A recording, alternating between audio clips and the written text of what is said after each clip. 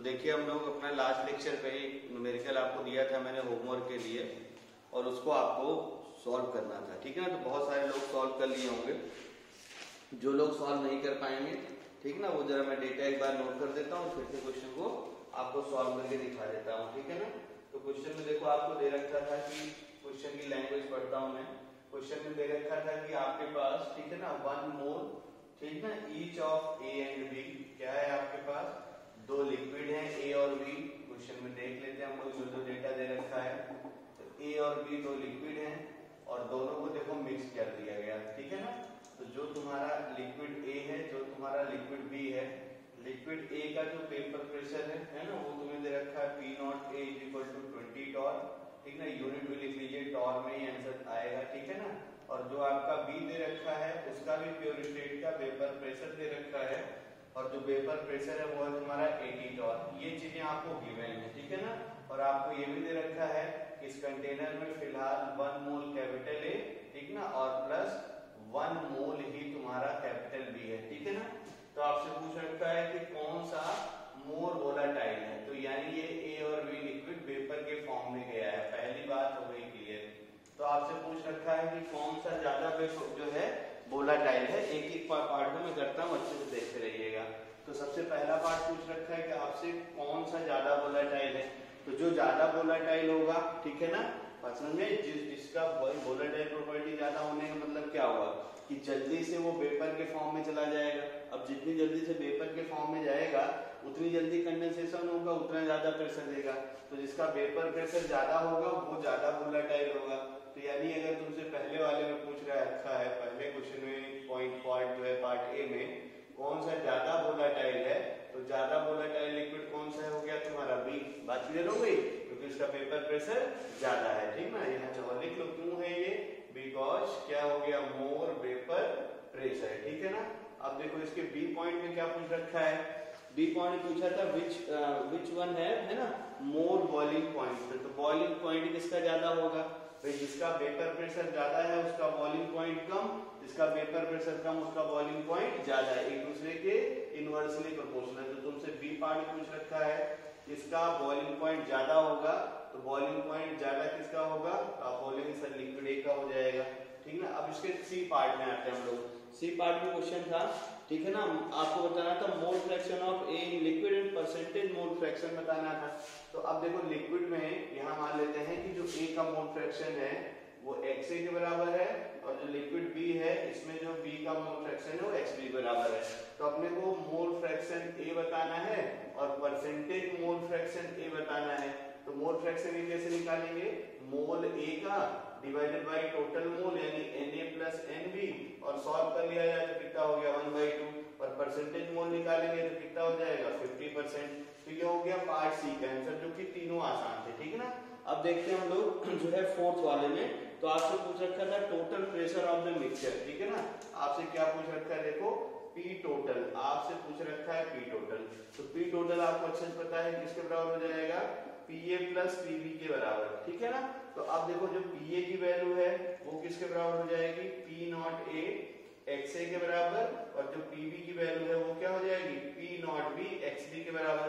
कोई दिक्कत नहीं हो रही होगी। चलिए अब देखो जो P नॉट A की वैल्यू है वो है तुम्हारा 20, और XA की वैल्यू देखो तुमने 1/2 निकाल ली। P नॉट B की वैल्यू है तुम्हारे पास 80, और XB की वैल्यू भी क्या हो जाएगी 1/2। इसको सॉल्व कर लो, ये कितना हो गया 10, और ये कितना हो गया 40, और ये कितना हो गया तुम्हारा 50 टॉर। एक तुम्हें ट्रिक बताता हूं मैं, जैसे मान लो कभी भी तुमसे टोटल प्रेशर पूछे ना, कभी भी टोटल प्रेशर पूछे, तो जो टोटल प्रेशर आएगा ना वो P नॉट A और P नॉट B के बीच में ही आएगा, ठीक है ना। इसको हमेशा याद रखो। जैसे मान लो ये वाला, इसके जैसे साइड में हम लोग इसका ट्रिक नोट कर देते हैं, ऑब्जेक्टिव में लगाना। कभी भी क्वेश्चन में तुमसे, ठीक ना, यहाँ ट्रिक लिख दे रहा हूँ पैरेलल में, आप भी नोट कर लेना। कभी भी तुमसे क्वेश्चन में P टोटल पूछे, है ना, तो हमेशा याद रखो कि जो P टोटल है, P total always lie between, अच्छे से याद रखो, ऑलवेज लाई बिटवीन, अच्छे से दिमाग में रखे रहिए, लाई बिटवीन, है ना, P not A and P not B, ठीक है ना। ये अच्छे से दिमाग में रखे रहो। जैसे देखो अगर मैं तुमसे ये वाले क्वेश्चन के ऑप्शन दे देता, ठीक है ना, यानी अगर मान लो इस वाले क्वेश्चन को मैं ऑप्शन दे देता कि पी टोटल बताइए कितना होगा, और फर्स्ट ऑप्शन दे देता तुम्हें मैं 90 टॉर्क, फर्स्ट ऑप्शन क्या देता मैं तुम्हें 90 टॉर्क, सेकंड ऑप्शन दे देता तुम्हें मैं जो है, ठीक है ना, 85 टॉर्क, ठीक है, ध्यान से देखते रहिएगा, और मान लो थर्ड ऑप्शन दे देता इसी का मैं जो है 50 टॉर्क, जो आपका आंसर है, ठीक है ना, और एक आंसर आपको दे देता मान लो 102 टॉर्क, ठीक है ना, और आपसे पूछता है इसका बताइए पी टोटल कितना होगा। तो इसी क्वेश्चन को अगर मान लो ऑब्जेक्टिव बना के और ऑप्शन ऐसे बनाता है, ठीक है ना, तो ट्रिक क्या है तुम्हारे पास, P total always lie between P nought and P nought B. तो 20 और 40 80 के बीच में इसमें कौन सा डेटा है, तो 20 और 80 के बीच में देखो केवल यही डेटा है। तो अगर ऑब्जेक्टिव क्वेश्चन ऐसा आ गया तब तो फिर आपको कुछ लगाने की जरूरत ही नहीं है, मतलब जो पी नॉट ए और पी नॉट बी है उसमें ऑप्शन मिला लो, अगर ऑप्शन में सिर्फ एक ही ऑप्शन हो जिसमें, ठीक ना, वो जो टोटल की वैल्यू है वो आपको P not A P nought B के बीच में लाई करके तुरंत आंसर मार दीजिए, और अगर दो वैल्यू आएंगी तब आप सॉल्व कर लेना, ठीक है। जैसे मान लो एक ऑप्शन दे देता अभी 60, तब तो हमें सॉल्व करना ही पड़ता, समझ गए ना ट्रिक, ये आसान है, आप लगाएंगे बहुत सारे क्वेश्चन जो आए हुए हैं इसी ट्रिक से सही हो जाएंगे, ठीक है ना, तो कोई टेंशन नहीं रह गया होगा आपको। तो पी जो टोटल है ऑलवेज लाई बिटवीन, ठीक है ना, P not A and P nought B, ठीक है। चलिए ये हो गया आपका डी वाला पार्ट, ठीक है। अब देखो क्वेश्चन का ई वाला पार्ट हम लोग देखते हैं ना, ई में क्या पूछ रखा है, तो अब देखो ई पार्ट में क्या पूछ रखा है उसको देखा जाए। ई पार्ट में पूछ रखा है mole fraction of A and B in vapour, मतलब अब देखो ये वाला पार्ट में हमें बताना है कितना वेपर होगा, तो वेपर में हम लोग कंपोजिशन मान लेते हैं लेट, है ना, mole fraction of, mole fraction ऐसे लिख दिया जाए, let mole fraction of capital A, ठीक ना, एंड कैपिटल बी इज क्या क्या है, Y A and Y B in vapour, ठीक है ना। ये मैंने मान लिया कि आपका जो लिक्विड है उसकी जो वेपर है उसमें जो ए का कंपोजिशन है वो वाई ए के बराबर है, जो बी का कंपोजिशन है वो वाई बी के बराबर है। तो वाई ए की वैल्यू देखो क्या हो जाएगी, पी ए, और डिवाइडेड बाई क्या होता है पी टोटल, आप अच्छे से जानते हैं formula.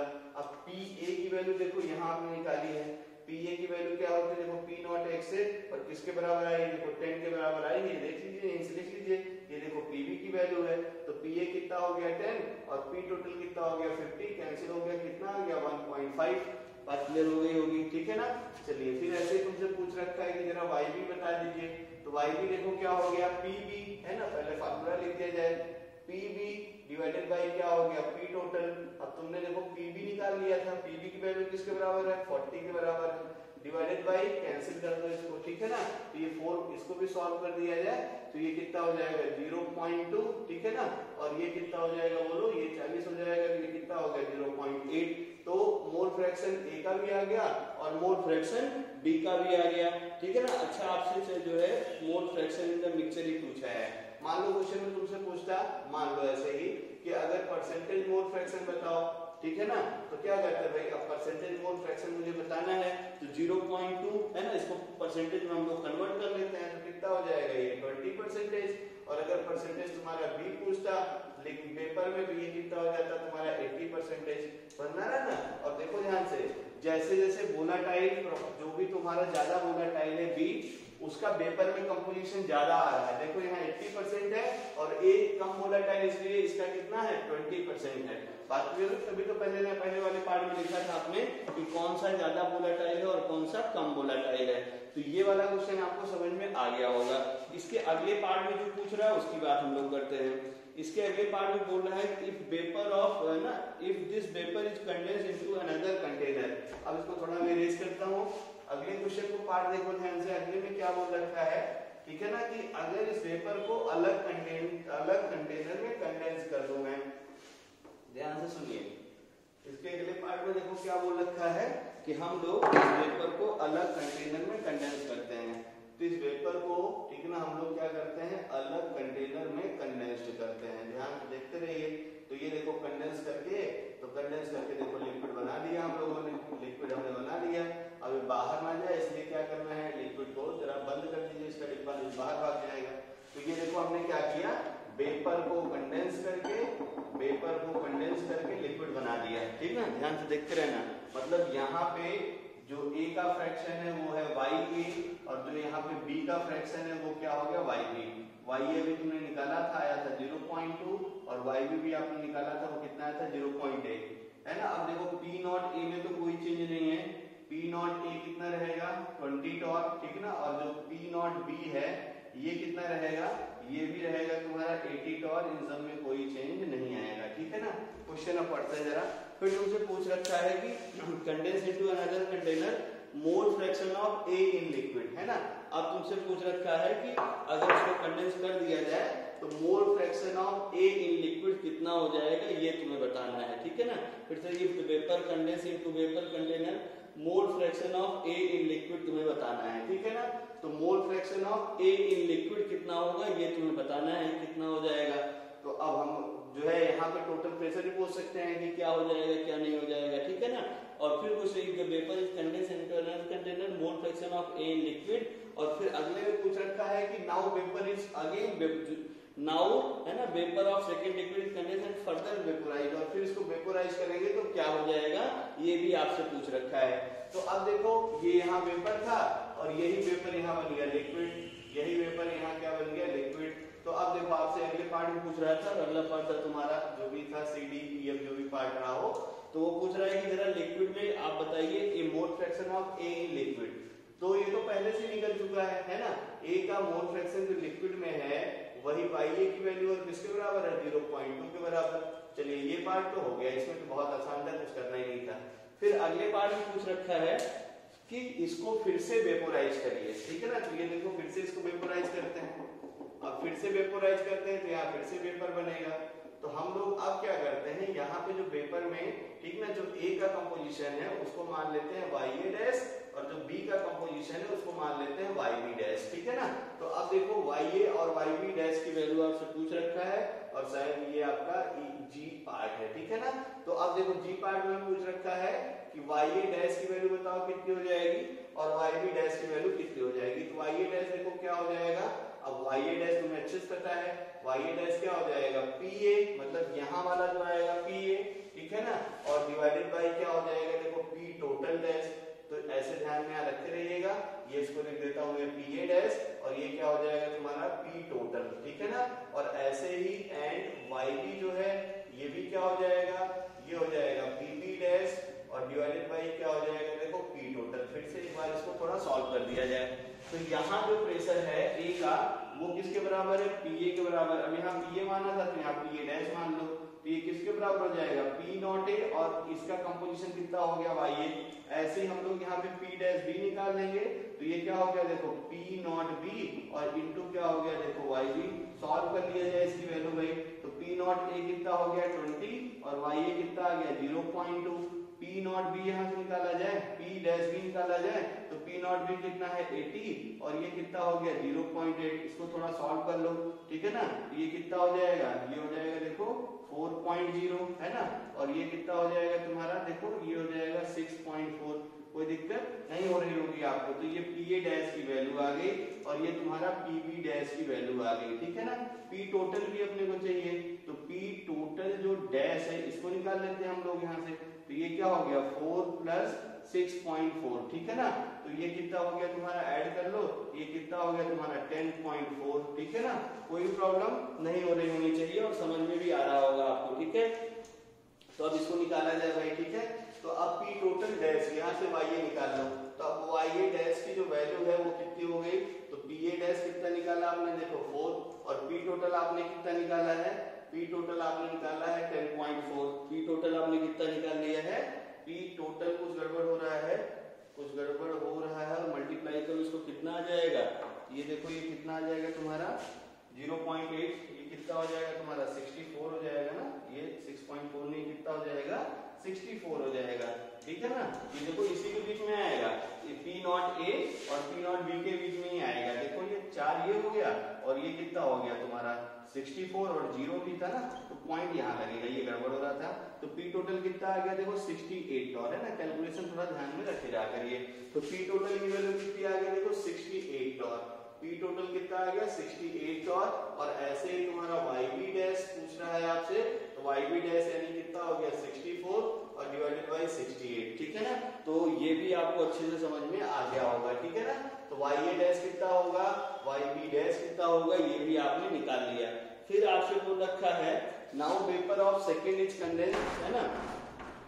Now vapour of second is condensed and further vaporise find the mole fraction of A, ठीक है ना। फिर से देखो अब क्या कह रहा है कि इसके वेपर को फिर से कंडेंस किया।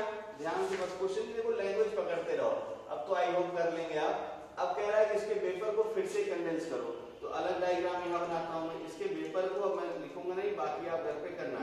इसके वेपर का फिर से कंडेंसेशन किया मैंने, तो जब फिर से वेपर को कंडेंस कर लिया मैंने, तो अब देखो फिर से अपने को लिक्विड मिल जाएगा, ठीक है ना। अब जब लिक्विड फिर से मिल जाएगा, पूछ रखा है इसको मैं अब फिर से वेपोराइज कर दूं, तो यहाँ देखो जो लिक्विड आएगा, तो यहाँ लिक्विड में देखो ए का कंपोजिशन YA डैश और बी का कंपोजिशन क्या हो जाएगा YB डैश। बाकी आप समझदार हैं, P नॉट ए वही रहेगा, P नॉट B वही रहेगा, कोई चेंज नहीं होगा। यहाँ से हम लोग निकालेंगे P टोटल डबल डैश हो जाएगा सबसे, और यहाँ वेपर का कंपोजिशन पूछ रखा है, तो यहाँ वेपर में हम लोग मान लेते हैं कि जो ए का कंपोजिशन है वो YA डबल डैश है और जो बी का कंपोजिशन है वो YB डबल डैश है। तो यहाँ से हम लोग यहाँ सॉल्व कर लेंगे, तो यहाँ से हम लोग सॉल्व करेंगे तो ये क्या हो जाएगा देखो तुम्हारा। अब यहाँ पे PA डैश प्रेशर आप मान चुके थे, तो यहाँ पे जो प्रेशर हम लोग मानेंगे वो क्या हो जाएगा PA डबल डैश, और जो प्रेशर मानेंगे वो क्या हो जाएगा PB डबल डैश। तो P double dash A divided by P total double dash कर लीजिएगा घर पे, और ऐसे ही क्या हो जाएगा PB double dash divided by P total double dash. तो आई होप यहाँ तक भी आपको कोई दिक्कत नहीं हो रही होगी, ठीक है ना। चलिए तो इसके आगे के दो क्वेश्चन हैं उसको भी हम लोग देख लेते हैं। इसके बाद देखो आपसे पूछा था इसके लिए ये जो पिक्चर आपको दे रखा है इसके लिए आप प्लॉट करिए। फिर जो है एक ग्राफ था आपका जो है vapour boiling point curve plot करना था और एक आपको वेपर प्रेशर कर्व प्लॉट करना था, ठीक है ना। तो देखो जरा बॉइलिंग पॉइंट कर्व कैसे प्लॉट करेंगे, ठीक है ना। तो बॉइलिंग पॉइंट कर्व यानी जो आप पहले जानते थे आइडियल वाला वही तो है ये। तो अब देखो अपने पास दो लिक्विड है, एक लिक्विड A है और एक लिक्विड B है, ठीक है ना। ये देखो एक लिक्विड तुम्हारा A है और एक लिक्विड B है। मोल फ्रैक्शन की बात करेंगे तो इधर से इधर x है, पहले था ये 0 अब क्या हो जाएगा 1। मोल फ्रैक्शन की बात करेंगे ये है तुम्हारा XB, पहले था 0, B का पहले मॉलिक्यूल 0 था और अब कितना हो जाएगा 1, ठीक है ना। तो अब देखो ध्यान से यहाँ से एक स्ट्रेट लाइन, ठीक है ना, और यहाँ से एक स्ट्रेट लाइन, दोनों जाके एक दूसरे को कट करेंगी। तो ये देखो यहाँ से जाके स्ट्रेट लाइन कट कर देगी,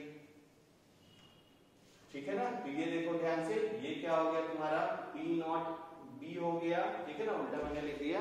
इधर से क्या हो गया तुम्हारा P नॉट B और इधर से क्या हो गया तुम्हारा P नॉट A, ठीक है ना। तो ये क्या हो गया P नॉट B और इधर से क्या हो गया तुम्हारा देखो P नॉट A, और इधर से भी प्रेशर है, वेपर प्रेशर है, इधर से भी चाहे प्रेशर लिखिए चाहे वेपर प्रेशर लिखिए, इधर भी प्रेशर है तुम्हारा, है ना, और इधर भी तुम्हारा प्रेशर है, इधर भी तुम्हारा प्रेशर है। और देखो P नॉट भी ज्यादा वोलेटाइल इसलिए ऊपर दिखाया और यहाँ से ले जाके कट कर जोड़ दीजिए इसको, और ये क्या हो गया देखो P टोटल आइडियल जैसा काम कर रहा है, जैसे P टोटल इसके बराबर हो गया। इसके अगले पार्ट में हम लोग इसका ठीक ना बॉइलिंग पॉइंट कर्व पढ़ते हैं। तो देखिए हम लोग जो है क्वेश्चन के लास्ट पार्ट में पूछ रखा था कि आप जरा बॉइलिंग पॉइंट कर्व बताइए कैसा होगा, ठीक है ना। तो अब मैं जरा बॉइलिंग पॉइंट कर्व बताता हूँ, देखो जैसे तो बॉइलिंग पॉइंट कर्व में आपको दो लाइन बतानी रहेगी, प्लॉट करना रहेगा, एक तो लिक्विड लाइन और एक हमारा वेपर जो लाइन, ठीक है ना। और इधर प्रेशर है, इधर तुम्हारा फ्रैक्शन है, दोनों साइड में इधर तुम्हारा क्या है प्रेशर है, ठीक है ना, और इधर क्या है तुम्हारा मोल फ्रैक्शन है, ठीक है। अब देखो बॉइलिंग पॉइंट जो B का था वो कम होगा, क्योंकि आप क्वेश्चन में देखे थे क्या था सबसे ज्यादा वोलेटाइल है, तो जो वोलेटाइल होगा उसका बॉइलिंग पॉइंट कम होगा। तो ये देखो B कॉज, इसका रीजन लिख दिया जाए B कॉज, याद करिए क्या था लेस बॉइलिंग पॉइंट या लो बॉइलिंग पॉइंट, अच्छे से याद रखो, इसलिए इसको यहाँ नीचे प्लॉट कर दिया और करके लिख सकता हूँ। इसलिए ये क्या है तुम्हारा मोर वोलेटाइल है, इसीलिए ये क्या है तुम्हारा देखो मोर वोलेटाइल है। अब देखो जो A है, ठीक ना, उसका बॉइलिंग पॉइंट बहुत ज्यादा है, क्यों ज्यादा है, तो इसका रीजन क्या हो गया B कॉज, ठीक है ना, लेस, याद करिए यहाँ से मतलब इसका बॉइलिंग पॉइंट ऑफ B लो है, ऐसे लिख दिया जाए लो है, क्यों है यहाँ लिख दिया जाए बॉइलिंग पॉइंट ऑफ B, ये क्या है तुम्हारा लो है और B कॉज, ठीक है ना, क्या हो गया रीजन मोर वोलेटाइल। बॉइलिंग पॉइंट इसका देखो ध्यान से ए का है ना, बॉइलिंग पॉइंट ए का क्या है देखो हाई ऊपर प्लॉट किया हूं मैं, बी कॉज क्या है देखो लेस वोलाटाइल, तो ये क्लियर तो आपको हो ही गया होगा, ठीक है ना। अब देखो क्या करना है, हम क्या करते हैं किसी भी जरा कंडीशन पे, जैसे मान लो ठीक है ना, जैसे देखो मान लो कि हम एक पॉइंट ऐसा ले लेते हैं, इस टेम्परेचर पे इस फ्रैक्शन पे क्या होने वाला है, ठीक है ना। तो इस फ्रैक्शन पे देखो ध्यान से, मान लो ए का फ्रैक्शन हो गया, जहां ये कट करेगा देखना ध्यान से, तो लिक्विड में कंपोजिशन इसका कितना है, जहां ये कट करेगा वो डेटा देख लेंगे, ठीक है ना। और जो वेपर वाले लाइन में है वो देख लेंगे कितना कंपोजिशन हो जाएगा। तो यहाँ से इसको अलग लाइन से प्लॉट करता हूँ मैं, तो यहाँ से देखो मैंने मान लिया ए का जो कंपोजिशन है, ऐसे देखो ए का कंपोजिशन मैंने मान लो यहाँ से प्लॉट कर दिया। अब इसके करस्पॉन्डिंग आप देखेंगे तो ये वाला लाइन है, देखो ध्यान से, मतलब अगर देखो ध्यान से, तो जो ए अगर मान लो 20% है, ए अगर मान लो 20% है, तो बी का पेपर कितना हो जाएगा तुम्हारा 80% हो जाएगा।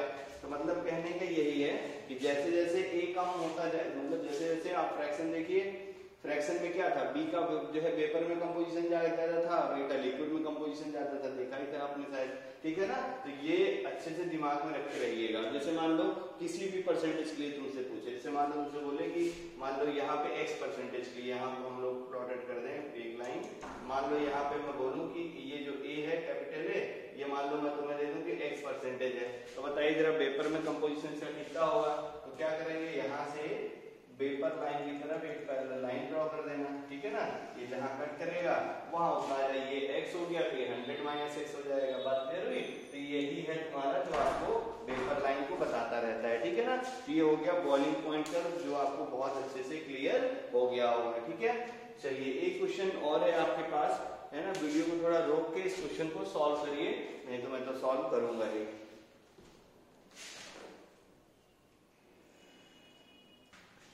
तो देखो ये वाला न्यूमेरिकल अगर हो गया तो अच्छी बात है, इसमें ये जो लास्ट वाले हैं दोनों ये बड़े अच्छे हैं, ठीक है ना। मतलब calculate composition of last drop remaining, ये अच्छा क्वेश्चन है, ठीक है ना। और उसके बाद आपका जब calculate total pressure if half of the liquid vaporised, बाकी के ऊपर के दो पार्ट आसानी है, ठीक ना, बहुत सारे लोग के सही आएंगे, ठीक है। जैसे देखिए मैं एक ही चीज लिखना शुरू करता हूँ। सबसे पहले आप देखो जो है आंसर बोल दो, साइड मैच कर गया होगा आपका। तो जैसे ए में देखो ए का जो आंसर होगा ये लिख दिया जाए, ठीक ना। तो calculate composition of first bubble, first bubble का मतलब समझ आया ना, जैसे तुम्हारे पास ये देखो लिक्विड था, लिक्विड ए और बी यहाँ पे है कंटेनर में, देखो लिक्विड ए और लिक्विड बी तुम्हारा यहाँ कंटेनर में है, ठीक है ना। अब यहाँ से क्या हुआ कि ये लिक्विड हुआ वेपोराइज्ड, अब जब ये लिक्विड वेपोराइज्ड हुआ तो देखो वेपर के फॉर्म में, यहाँ से वेपर के फॉर्म में निकला ये, ठीक है ना। तो तुमसे क्या पूछ रहा है, calculate the composition of first bubble form, ठीक है ना। यानी जो पहली बबल बनी, यानी जब वेपोराइज हुआ उसी का कंपोजिशन अपने को बताना है। तो मान लो ये बबल यहाँ आ गया, ठीक है ना। अब ये बबल यहाँ आ गया, तो यहाँ दो लिक्विड थे, एक लिक्विड क्या है तुम्हारे पास, देखो दोनों लिक्विड यहाँ लिख लीजिए। तो ये तो कंफर्म ना कौन सा लिक्विड पहले जाएगा, तो लिक्विड ए है और प्लस ये देखो इसके अंदर क्या है लिक्विड बी है, ध्यान से देखते रहिएगा। अब लिक्विड ए है, लिक्विड का जो वेपर प्रेशर है वो पी नॉट ए किसके बराबर, देखो 20 टॉर के बराबर है, ठीक है ना। और जो लिक्विड बी है याद करो, ठीक है ना, उसका जो वेपर प्रेशर है वो भी दे रखा है, किसके बराबर है 80 टॉर के बराबर है। तो जब पहली बबल जाएगी, ठीक ना, तो जब फर्स्ट बबल जाएगा तो होगा क्या कि तुम्हारे पास, ठीक है ना, लिक्विड में ये दोनों मान लो वेपर के फॉर्म में वहां चले गए। अब यहाँ जो बना हुआ है इसका कंपोजिशन बताना है, ये जो वेपर यहाँ बन गया है इसका कंपोजिशन हम लोग मान लेते हैं, इसमें ए का कंपोजिशन YA है और बी का कंपोजिशन इसमें क्या है जो है तुम्हारा, ये मान लो तुम्हारा फर्स्ट बबल बना हुआ है, यही मान लो तुम्हारा फर्स्ट बबल है, ठीक है ना। तो YA और YB कंपोजिशन इसमें हमने मान लिया, ठीक है ना। तो यही आपको बताना था कंपोजिशन में। तो YA की वैल्यू, ठीक ना, क्या हो जाएगा PA डिवाइडेड बाई क्या हो जाएगा P टोटल, और जो YB की वैल्यू है ये क्या हो जाएगा बोलो, ठीक ना, X जो है PB और डिवाइडेड बाई क्या हो गया P टोटल, PB और डिवाइडेड बाई क्या हो गया P टोटल। PA की वैल्यू रख दी जाए, तो PA की वैल्यू क्या होगी P नॉट A XA, ठीक है ना, और डिवाइडेड बाई क्या हो गया देखो P total divided by P total.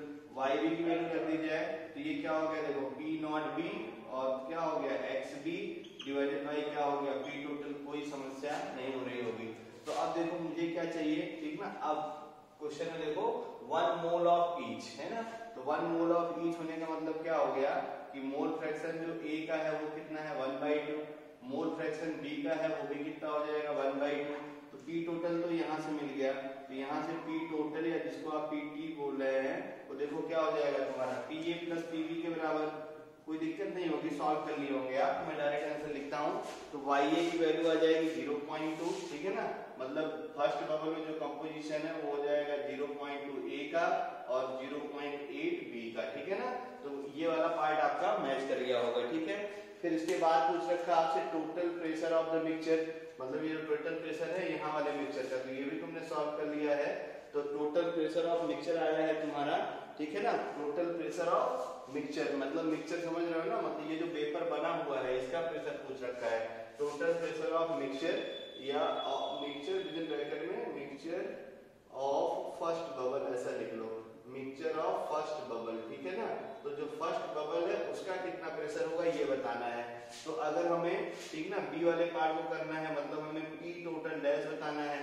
तो पी टोटल डैश क्या हो जाएगा, देखो पीए डैश और प्लस क्या हो जाएगा तुम्हारा पीवी डैश, और पीए डैश क्या हो जाएगा पी नॉट ए वाई के बराबर और plus P nought B Y B के बराबर। अब इसको सॉल्व कर लेना। इसको जब सॉल्व कर लोगे तो इसकी वैल्यू आ जाएगी तुम्हारी पी टोटल डैश जो होगा ये हो जाएगा 50 टॉर्क के बराबर, ठीक है। तो ये हो गया आपका बी पार्ट का आंसर, ठीक। अब देखते हैं हम लोग सी पार्ट में, ठीक ना। तो सी पार्ट में P total of the bubble है ना। अब सी पार्ट में आपसे क्या पूछ रखा है कि जरा जो है दो क्वेश्चन थे। एक था तुम्हारा पी टोटल ऑफ मिक्सचर, ये वाले दो पार्ट में था। एक था पी टोटल ऑफ बबल। तो ये देखो ये मैंने निकाल दिया है पी टोटल ऑफ बबल, ठीक है ना। ये आपका पी, इसको सॉल्व करोगे तो ये कितना हो जाएगा, ये आ जाएगा तुम्हारा, ये है सी पार्ट का आंसर, ठीक ना। थोड़ा सा सॉरी है ना, ये देखो ये है जो है सी पार्ट का answer, total pressure of bubble. और पहला था तुम्हारा पी टोटल ऑफ मिक्सचर।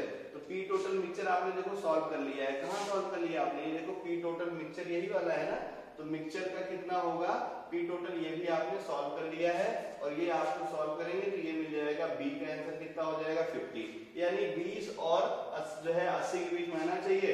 तो पी टोटल मिक्सचर कितना हो गया, ठीक है ना, ये हो जाएगा 50। टोटल प्रेशर बबल कितना हो जाएगा, इसको आप सॉल्व करेंगे तो ये हो जाएगा 68। पहले इसके पहले वाले क्वेश्चन से मैच कर लिए, डेटा तो वहीं से सब है, वही डेटा है, बस थोड़ा सा रीअरेंज करना है। अगला देखो calculate composition of last drop remaining, ठीक है ना। ये अच्छा क्वेश्चन है। कह रहा है कि आपको जब यहां से मान लो, इसी क्वेश्चन से समझते रहना आप। जैसे मान लो कि वेपोराइजेशन हो रहा है, कुछ चीजें में मिटा देता हूं, ठीक है ना। यहाँ पे देखो वेपोराइजेशन हो रहा है और वेपोराइजेशन होते होते क्या हो जाए कि सब लिक्विड वेपर के फॉर्म में कन्वर्ट हो जाए, ठीक ना। ध्यान से देखना, जितनी लिक्विड थी सब वेपर के फॉर्म में कन्वर्ट हो गई। सब वेपर के फॉर्म में जो भी लिक्विड था सब वेपर के फॉर्म में ये कन्वर्ट हो गया। और ऐसा करते करते एक मान लो ये लास्ट ड्रॉप बच गया, ठीक है ना। ध्यान देखना, ये मान लो अपने पास कंपोजिशन में क्या हुआ कि ये लास्ट ड्रॉप रिमेनिंग है। खूब अच्छे से देखो, ये अलग पेन से बना दूं, सब लिक्विड बाहर भाग गया ए और बी दोनों, और जो बचा वो मान लो यही अपना लास्ट ड्रॉप बचा हुआ है, ठीक है ना। यही क्या है तुम्हारा लास्ट ड्रॉप है, ठीक है ना। अब देखो जो लास्ट ड्रॉप, फर्स्ट ड्रॉप मतलब समझे थे ना कि जब पहला वेपर बबल बाहर जाए, और लास्ट ड्रॉप मतलब क्या हो गया वेपोराइजेशन जब कंप्लीट होने वाला हो, जब मतलब जब जो है तुम्हारा जो बॉइलिंग है वो कंप्लीट होने वाला हो उस टाइम की कहानी में। तो जब लास्ट ड्रॉप बचेगा तो आप देखो जरा ध्यान से, यहाँ पे जो कंपोजिशन है इसकी कहानी हम लोग देखते हैं। तो कंपोजिशन में देखो यहाँ पे तुम्हारा क्या है भाई, वेपर है। अब वेपर में अगर मैं बोलूं इन वेपर, ठीक है ना, इन वेपर, ठीक है ना। अगर मैं बोलूं कि ए का मोल बताओ कितना होगा, ठीक है ना, मोल ऑफ ए, मतलब ए का कितना मोल होगा और बी का कितना मोल होगा। तो अब देखो मोल ऑफ ए जो है, ठीक है ना, मोल ऑफ ए कितना होगा इस कंटेनर में, वेपर में, तो वो किसके बराबर हो जाएगा, अप्रोक्सीमेट 1 के बराबर। क्योंकि क्या बोल रहे हो 1 मोल पहले था, मिक्सचर दे रखा था, पूरा तुम्हारा कन्वर्ट हो गया तो लगभग 1 के बराबर होगा। ऐसे देखो जो लिक्विड में था बी, मोल ऑफ, अगर तुमसे मैं पूछूंगा बी कितना होगा तो ये भी किसके बराबर हो जाएगा, लगभग 1 के बराबर। ये लाइन याद रखे रहना, ठीक है ना। तो मोल जो है, मोल लिक्विड में जितना भी था वो सब वेपर में कन्वर्ट हो गया, यानी ऑलमोस्ट तुम्हारा लास्ट ड्रॉप बचा हुआ है और सब कुछ कंपोजिशन किधर भाग गया तुम्हारा, ठीक है ना। ए का मोल ए हो गया और इसका बी हो गया, ठीक है ना। अब हम लोग एज्यूम कर लेते हैं कि जो आपका लास्ट ड्रॉप है, ठीक है ना, कैलकुलेट, यहां देखना ध्यान से, calculate composition of last drop तो लास्ट ड्रॉप का कंपोजिशन बताना है और कैलकुलेट टोटल प्रेशर, ये तो दूसरी बात है। तो अब हमें देखो ध्यान से कैसे किया जाए ताकि आपको ये मिल जाए। तो हमें क्या करना है, देखो लास्ट ड्रॉप का कंपोजिशन बताना है कि लास्ट ड्रॉप का कंपोजिशन कितना हो जाएगा। ठीक है, तो हम लोग क्या करें, पहले लास्ट ड्रॉप का प्रेशर निकालते हैं। ठीक है ना, रेज्यूम क्योंकि उसी का काम पड़ेगा। लेट ठीक ना pressure of last drop, let pressure of last drop, ठीक है ना, जो भी लास्ट ड्रॉप है H ऐसे लिख दे रहा हूं मैं PT, ठीक है ना, H मान लो, ठीक ना, जो भी वो ये P टोटल ये लिख दे रहा हूं मैं, ठीक है ना। तो अगर हेंस देखो क्या हो जाएगा, यही कहानी याद रखिए। हेंस आपको देखो एक एक्सप्रेशन बताया था मैंने, वेपर के टर्म में अगर तुम्हें एक्सप्रेशन लिखना था, कल डिराइव किया था, P total is equal to आपका बोलो क्या मिला था, YA डिवाइडेड बाई क्या मिला था, P नॉट A, और क्या मिला था देखो YB डिवाइडेड बाई क्या मिला था, P नॉट B मिला था ना एक्सप्रेशन। तो YA की वैल्यू हमारे पास है, YA की वैल्यू यहाँ से निकाल लो। तो YA यानी वेपर का कंपोजिशन था, कितना हो जाएगा 1/2। YB की वैल्यू भी यहाँ से निकाल लो, कितना हो जाएगा 1/2। तो YA की वैल्यू देखो 1/2 और P नॉट A की वैल्यू है ना, तो P नॉट A की वैल्यू कितनी है तुम्हारे पास 20।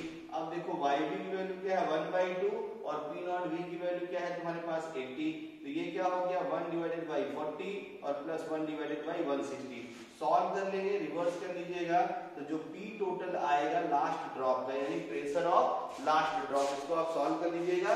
तो लास्ट ड्रॉप का प्रेशर आ जाएगा 80/3। अभी इसका काम है अपने को ध्यान में रखे रहिए, P टोटल अपने को मिल गया, हमें कंपोजिशन बताना है लास्ट ड्रॉप का, मतलब जो लास्ट ड्रॉप बची हुई है इसका टोटल प्रेशर हमें मिल गया। देखो तो हम लोग क्या यूज कर लेते हैं, इस साइड लिखता हूं मैं एंड, ठीक है ना, यहाँ अगेन लिख देता हूं मैं, क्या करता हूं मैं देखना ध्यान से, again let composition of A in last drop, let composition of A, let composition of capital A in last drop, ठीक है ना, इन लास्ट ड्रॉप, इसको हम लोग मान लेते हैं कंपोजिशन ऑफ, ठीक है ना, A in last drop H, ठीक है ना, इसको मान लेता हूं मैं X A के बराबर, ठीक है। तो अब देखना ध्यान से, दैट इज, अब तो आसान हो गया। तो P टोटल अगर मैं यहाँ लिखूंगा लास्ट ड्रॉप के लिए P टोटल, और ये किसका बोलो, लास्ट ड्रॉप का, तो ये किसके बराबर हो जाएगा देखो बोलो, P नॉट A XA के बराबर, ठीक है ना, और प्लस P नॉट B और किसके बराबर, XB के बराबर। अब देखना लास्ट ड्रॉप में आपको अच्छे से पता है मोल फ्रैक्शन का सम हमेशा क्या होता है 1, तो XB को क्या करता हूँ 1 माइनस XA से रिप्लेस कर देता हूँ, तो ऊपर के दो पोर्शन में मिटा देता हूँ और आपको अच्छे से क्लियर हो जाएगा। तो अब देखो कैसे इसके बाद में सॉल्व कर दूं, तो यहाँ से देखना ध्यान से, P टोटल अपने को दे रखा है वेपर वाला ना लास्ट ड्रॉप का, तो लास्ट ड्रॉप का P टोटल 80/3 है। P नॉट A कितना हो गया तुम्हें पता ही है 20 इंटू क्या हो गया XA, और प्लस देखो ध्यान से P नॉट B क्या हो गया 80 और XB क्या हो गया देखो 1 माइनस XA।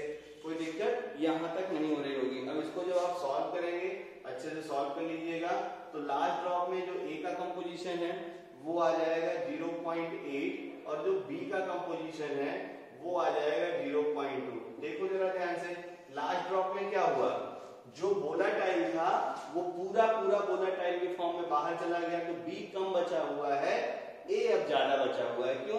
क्योंकि A का जो बॉइलिंग पॉइंट था वो ज्यादा था और ये वोलेटाइल कम था।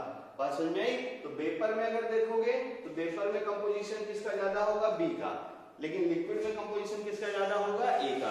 तो ये बड़ा अच्छा क्वेश्चन था, इस पे लिख लीजिएगा, वेरी इंपॉर्टेंट, जो इसका पार्ट डी वाला है, और इस क्वेश्चन को फिर से एक बार रिवाइंड करके जरूर आप देख लीजिएगा, ठीक है ना।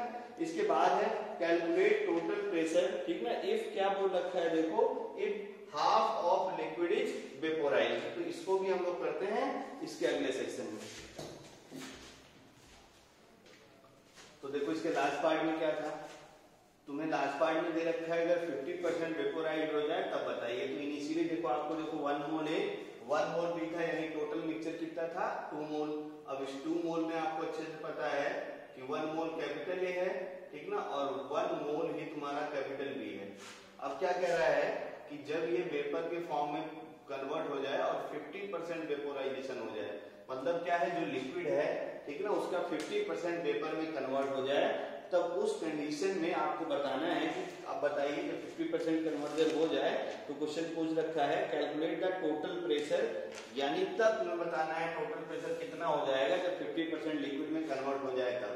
तो तुम्हें बहुत डरने की जरूरत नहीं है, देखना ध्यान से। यहाँ मैं लिखूं कि जब भी एट T = 0, मतलब जब वेपोराइजेशन स्टार्ट नहीं हुआ था, तो आप देखो जरा ध्यान से, A कितना था 1 मोल के बराबर, कोई दिक्कत नहीं। B कितना था बोलो 1 मोल के बराबर, इसमें तो इनिशियल दे ही रखा था, कोई दिक्कत नहीं है।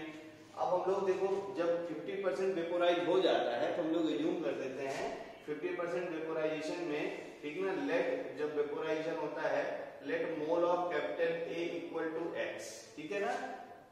मोल A का मान लिया X, तो देन आपको अच्छे से पता है देन मोल अगर मैं ऑफ कैपिटल B लिखूंगा तो ये क्या हो जाएगा 1 - X के बराबर। तो अगर हम लोग यहाँ पे इस कंडीशन पे लिक्विड में, ठीक ना, मोल फ्रैक्शन मान लेते हैं X से लिखते हैं, तो ये क्या कितना हो जाएगा, देखो X / 1 यानी किसके बराबर हो गया X के बराबर। और मोल फ्रैक्शन अगर X भी लिखूंगा तो 1 - X / 1 यानी किसके बराबर हो गया 1 - X के बराबर। तो ये देखो ये कंपोजिशन किधर है तुम्हारा, ये कंपोजिशन है तुम्हारा लिक्विड में, ध्यान से देखते रहना। अब हमें अच्छे से पता है कि अगर हम लोग वेपर में कंपोजिशन लिखते हैं तो जरा वेपर में कंपोजिशन की हम लोग बात करते हैं, यहाँ अच्छे समझना। तो यहाँ वेपर में अलग से लिख दे रहा हूँ, ये वेपर जो बना हुआ है इसको यहाँ लिखता हूँ मैं, इसको, ये वेपर के क्या कंपोजिशन है इसको जरा ध्यान से देखना। तो हम लोग जब वेपर के कंपोजिशन की बात करेंगे तो इसमें भी तुम्हारा A और B है, लेकिन कितना कितना है इसके बारे में जरा सोचा जाए। तो अब देखो ध्यान से, जब वेपर में कंपोजिशन हम लोग बोलेंगे तो 50% जब इधर से मान लो 50% गैस ऊपर चला गया तो 50% मतलब क्या हो गया, ध्यान से देखो। तो 50% 2 मोल पहले था, तो यानी 50% चला गया, यानी वेपर का टोटल मोल कितना है बोलो 1 मोल के बराबर। ये कैसे लिखा समझ में आ जाना चाहिए भाई, 2 मोल था, 50% वेपर में चला गया तो यानी वेपर का मोल कितना आया 1 मोल के बराबर, ठीक है ना। अब यही चीज हमें अच्छे से देख लेना है कि 1 मोल में, ठीक है ना, 1 मोल में कितना तुम्हारा बचा हुआ है A का, कितना B का, ये हम लोग देखते हैं, ठीक है ना। तो अब देखो ध्यान से 1 मोल है, तो इसके अंदर अगर मैं बोलूं कि आप जरा बताइए इसके अंदर मोल A का कितना है, मोल ऑफ A कितना है, इधर मोल ऑफ A कितना है इसके अंदर, और इसके अंदर मोल ऑफ कैपिटल B कितना है ये बताइए, तो आंसर आ जाएगा। तो मोल ऑफ A है और मोल ऑफ B कितना हो जाएगा ये हमें खोजना है। तो मोल ऑफ A कितना होगा बोलो, है ना। यहाँ देखो मोल ऑफ A कितना है X है, और यहाँ टोटल कितना है तुम्हारा, देखो 1 मोल के बराबर, और यहाँ पे B का मोल 1 - X है। तो तुम्हें अच्छे से पता है B जाएगा तो B का मोल कितना हो जाएगा X के बराबर, और A का मोल कितना हो जाएगा 1 - X के बराबर। क्लियर हुआ ना। जैसे देखो जैसे 50% चला गया, यहाँ कितना हो गया 1 मोल, और A मोल है X का, तो X मोल मतलब टोटल है, तो A कुछ पार्ट यहाँ है और कुछ पार्ट यहाँ है, तो वेपर में कितना पार्ट रहेगा 1 - X, और B का मोल कितना हो गया X के बराबर। ये स्टेप समझ में आ जाना चाहिए। तो मोल A का कितना हो गया 1 - X, और मोल B का कितना हो गया कहाँ पे, वेपर में। अच्छे से याद रखे रहना। अब तुम्हें अच्छे से पता है, बहुत अच्छे जानते हैं कि 1/P टोटल, अगर हम लोग वेपर के फॉर्म में कंपोजिशन लिखते हैं तो B टोटल क्या हो जाता है YA / क्या होता है बोलो P0A, और प्लस ये क्या हो जाता है P0B, और डिवाइडेड बाई क्या हो जाता है तुम्हारा सॉरी यहाँ पर तुम्हारा देखो YB, वेपर का कंपोजिशन B में कितना है, और डिवाइडेड बाई क्या हो गया था P0B। अब यहाँ से देखो अगर YA की वैल्यू लिखा जाए तो YA की वैल्यू क्या हो जाएगी बोलो 1 - X / 1 यानी कितना हो गया 1 - X के बराबर। ऐसे हम लोग यहाँ से YB लिख लें तो YB कितना हो जाएगा X / 1 यानी X के बराबर, ठीक है ना। आप देखो ये सारी वैल्यू यहाँ लाके पुट कर दीजिए, ठीक है ना। ये सारी वैल्यू जो YA और YB की वैल्यू है यहाँ लाके पुट कर दीजिए, यहाँ लाके पुट कर दीजिए, और एक एक्सप्रेशन देखो यहाँ से P टोटल का बन जाएगा।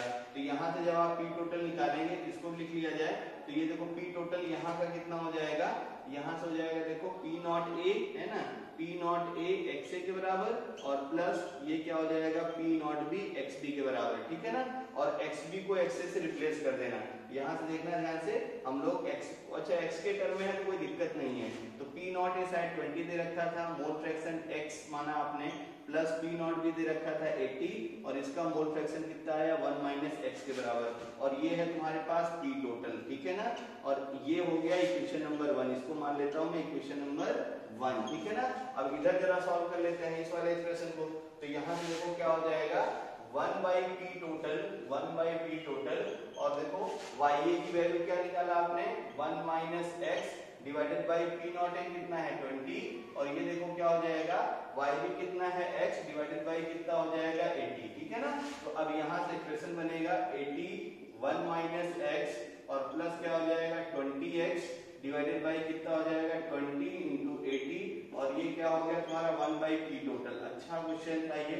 और जो p टोटल है यहाँ से, अब p टोटल यहाँ से कितना हो जाएगा 20 डिवाइडेड बाई 80 और पूरे का डिवीजन देखो क्या हो गया 80 1 - x और प्लस क्या हो गया देखो 20x है ना। अब देखो एक एक्सप्रेशन यहाँ से p टोटल का है और एक एक्सप्रेशन यहाँ से p टोटल का, दोनों इक्वेट कर लेना और सॉल्व कर लेना, सॉल्व फॉर x। ठीक है ना, तो x की वैल्यू यहाँ से मिल जाएगी, तो जो पूछ रखा था वो आपको मिल जाएगा। a का मोल कितना बचेगा x और b का मोल कितना बचेगा 1 - x। ठीक है ना, ये जो प्रॉब्लम है ई वाला पार्ट, ये बहुत ही इंपॉर्टेंट पार्ट है, इसको अच्छे से समझ लेना। बस देखो 2 मोल पहले था, ये याद रखे रहना, ये दिया था 50% चला गया, यानी वेपर का मोल कितना हो गया 1 है ना। अब देखो यहाँ पे मोल तुमने लिक्विड में मान लिया है x, तो वेपर में मोल कितना हो जाएगा 1 - x a का। ठीक है ना, और फिर देखो ध्यान से यहाँ पे b का मोल कितना 1 - x, तो यहाँ कितना हो जाएगा 1 - x + 1 यानी कितना हो गया x के बराबर। ठीक है ना, तो ये अच्छे से लिखना आ गया तो पूरी कहानी इसमें समझ में आ जाएगी। 2 एक्सप्रेशन बना लेंगे p टोटल के, एक तो अपना लिक्विड के लिए और एक अपना वेपर वाले से p टोटल, दोनों इक्वेट कर देंगे, सॉल्व कर लेंगे, आंसर आ जाएगा। ये जेई का आया हुआ क्वेश्चन एडवांस का, ठीक ना, तो ये आया हुआ है, इसके नीट वालों में भी इंपॉर्टेंट है ना। आप अच्छे से ध्यान में रखे रहिए कैसे इसको सॉल्व करते हैं हम लोग। ठीक है ना, और आएगा तो आप अच्छे से इसको क्लियर कर लीजिएगा। तो यहाँ तक बहुत अच्छे से आपको समझ में आ गया होगा। देखो हम लोग को एजियोट्रॉप्स में कुछ कर्व रह गए थे, ठीक है ना, तो वो उस समय शायद ना समझ में आती, इसलिए मैंने नहीं समझाया था। आपको एजियोट्रॉप्स सब पता है। एजियोट्रॉप्स क्या होते हैं, कांस्टेंट बॉइलिंग पॉइंट मिक्सचर को अपन क्या बोलते हैं एजियोट्रॉप्स। एजियोट्रॉप्स की डेफिनेशन आपको खूब अच्छे से मैंने सिखाई थी, ये भी लिख सकते हो, और बहुत अच्छे से बॉक्स बना के मैंने आपको सिखाया था। एजियोट्रॉप्स ऐसे होते हैं कि मतलब जिसमें एक मतलब पर्टिकुलर टेम्परेचर पे या पर्टिकुलर कंसंट्रेशन पे जो आपके मिक्सचर्स होते हैं ना, जो भी मिक्सचर आप सोल्यूशन पे लेके बनाते हैं, तो उसमें क्या होता है सेम कंपोजिशन हो जाता है। ठीक है ना, same composition of vapour and liquid, उसी पॉइंट को हम लोग क्या बोलते हैं एजियोट्रॉप्स। तो देखो जैसे एजियोट्रॉप्स आपको फिर अच्छे से पता है 2 टाइप के होते हैं, है ना। मिनिमम एजियोट्रॉप्स सबसे पहले याद रखो कि एजियोट्रॉप्स कौन से शो करते हैं, तो एजियोट्रॉप्स हमेशा याद रखो एजियोट्रॉप्स बनाने के लिए नॉन आइडियल सोल्यूशन की रिक्वायरमेंट है। कि किसकी रिक्वायरमेंट है, नॉन आइडियल सोल्यूशन का रिक्वायरमेंट है। अब नॉन आइडियल सोल्यूशन नेगेटिव और positive deviation from Raoult's law. तो मिनिमम बॉइलिंग एजियोट्रॉप्स दो, अब देखो negative deviation positive deviation 2 type के डेविएशन है, एजियोट्रॉप भी 2 हो गए, एक हो गया मिनिमम बॉइलिंग एजियोट्रॉप, एक हो गया मैक्सिमम बॉइलिंग एजियोट्रॉप। देखो जो पॉजिटिव डेविएशन का मान लो नॉन आइडियल, पॉजिटिव डेविएशन मतलब जैसे मैंने आपको देखो ट्रिक बताई, फिर से रिवाइज कर दे रहा हूँ। पॉजिटिव डेविएशन मतलब क्या हो गया, स्लोप पॉजिटिव, तो मान लो ये स्लोप पॉजिटिव वाला ग्राफ है, पॉजिटिव डेविएशन को मान लो तुम स्लोप पॉजिटिव का ग्राफ है, ठीक है ना। तो स्लोप पॉजिटिव का ग्राफ है, तो अब देखो जब ये फंक्शन आप देखिए जरा ध्यान से, स्लोप पॉजिटिव होने का मतलब ये फंक्शन क्या हो गया इंक्रीजिंग, और इंक्रीजिंग फंक्शन में कोई भी मिनिमम पॉइंट नहीं होता है। इंक्रीजिंग फंक्शन में कोई भी मिनिमम पॉइंट नहीं होता है, वो पॉइंट हमेशा रिप्रेजेंट करता है लोकल मैक्सिमम को। किसको रिप्रेजेंट करता है, लोकल मैक्सिमम को। मैथ वाले बहुत अच्छे जानते होंगे, बायो वाले रट्टा मार लेंगे। इंक्रीजिंग में लोकल मैक्सिमम होती है, इंक्रीजिंग में लोकल मैक्सिमम, और डिक्रीजिंग में क्या होती है लोकल मिनिमम। ऐसे ही देखो जैसे ही निगेटिव स्लोप है ना, निगेटिव डेविएशन मतलब ऐसा ग्राफ हो गया, ये ग्राफ मतलब क्या हो गया निगेटिव स्लोप वाला, यानी स्लोप जो है निगेटिव है।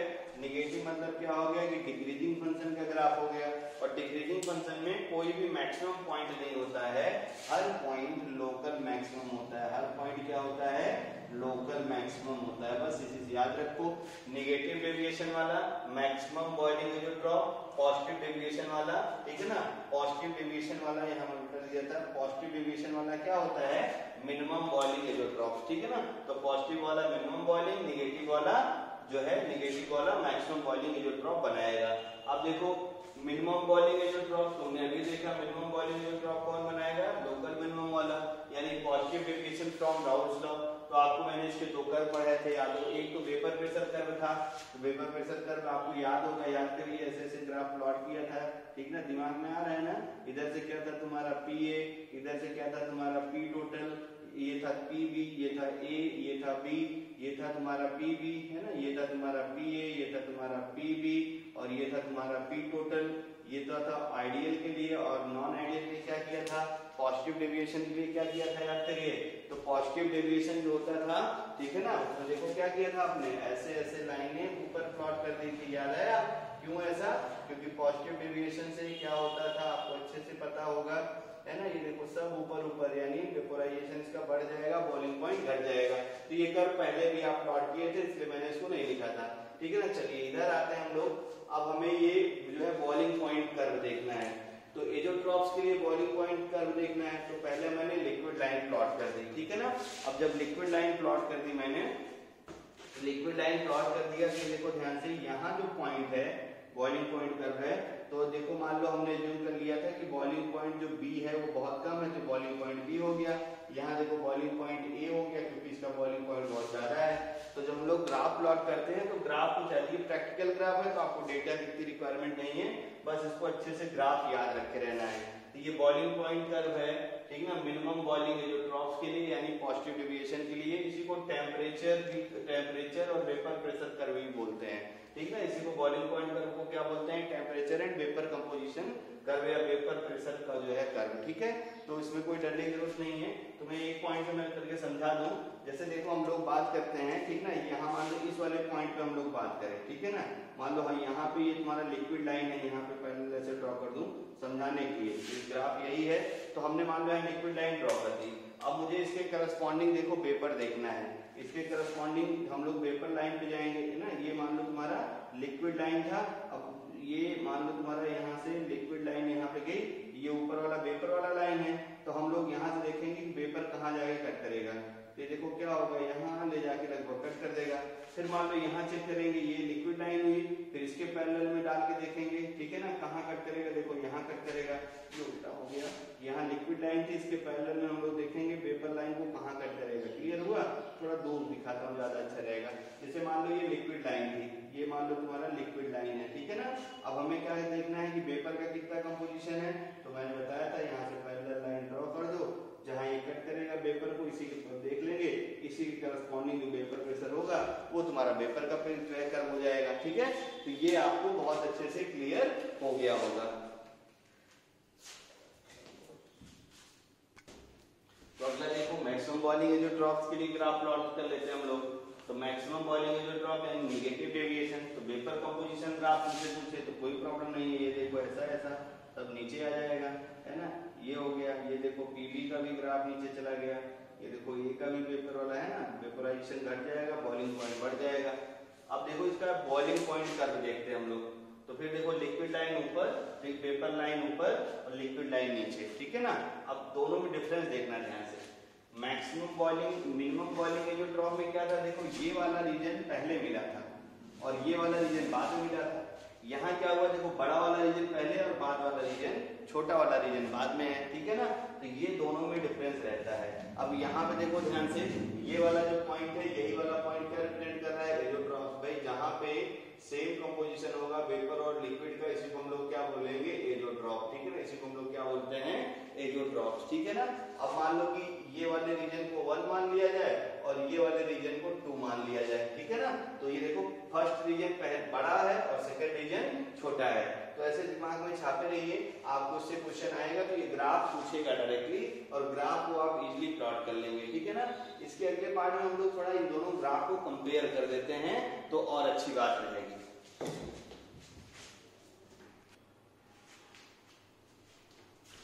तो अब देखो एजोट्रॉप्स के लास्ट पार्ट में हम लोग क्या करते हैं, बॉइलिंग पॉइंट कर्व को कंपेयर कर लेते हैं और ये क्वेश्चन पूछा जा सकता है, इसलिए दोनों कर्व को ध्यान से देखो। तो ये देखो मिनिमम बॉइलिंग एजोट्रॉप में याद करिए फर्स्ट वाला रीजन छोटा, सेकेंड वाला रीजन बड़ा मिला था। ये रीजन छोटा बड़ा क्यों मिल रहा है, देखो रीजन 1 में क्या होगा, मिनिमम बॉइलिंग एजोट्रॉप में जो वेपर है ये एजोट्रॉप्स हो जाएगी, है ना, vapour become azeotrope and pure. जब जैसे एजोट्रॉप बनेगा तो प्योर भी मिलना शुरू हो जाएगा। रीजन 1 में क्या होगा, देखो ए के लिए है वेपर बिकम एजोट्रॉप ठीक है ना, और a liquid can be obtained in the pure form, ठीक है। तो आई होप ये क्लियर हो गया होगा। ऐसे ही हम लोग देखते हैं मैक्सिमम बॉइलिंग इज़ोट्रॉप में। तो मैक्सिमम बॉइलिंग इज़ोट्रॉप को कैसे देखेंगे हम लोग, देखना ध्यान से। रीजन 1 में क्या होगा, आपको वेपर मिलेगी, देखो pure B can be obtained from the vapour, ठीक ना, एंड लिक्विड बिकम एजोट्रॉप्स, ठीक है, दिमाग में रखे रहना। और जो सेकंड रीजन में क्या हो गया, अब प्योर अपने को मिलेगा A, pure A can be obtained from vapour and liquid become azeotropes. तो थ्योरी वाले सेक्शन में, ठीक है ना, मतलब अब कोई चीज नहीं रह गई है सोल्यूशन वाले चैप्टर में। एक चीज है शायद, और वो है आपका, ठीक ना, हेनरी लॉ पे आप मतलब प्रेशर लो क्यों रखते हैं, टेम्परेचर जो है, जो कंडीशंस हैं, ऐसा उसका रीजन शायद एक्सप्लेन नहीं किया था मैंने। तो बस 2 मिनट का वो बचा हुआ टॉपिक है इसमें, ठीक है ना, और उसके बाद सिर्फ न्यूमेरिकल ही बचे हुए हैं। तो आप प्लीज एनसीईआरटी ये सब सॉल्व करते रहिए। मैं न्यूमेरिकल की अलग सेक्शन सीरीज अपने जो है आपको जो है ग्रुप में डाल दूंगा, और आप वहां से आपके जो भी डाउट हैं उस पर आप क्वेश्चन देख लीजिएगा, जिसमें पूरे एनसीईआरटी के क्वेश्चन रहेंगे, ठीक है ना, और जो है एक्सरसाइज एग्जाम्पलर रहेंगे, और लास्ट ईयर के आए हुए सारे क्वेश्चन रहेंगे। तो आई होप आपका बहुत अच्छे से ये चैप्टर तैयार हो जाएगा। Thank you.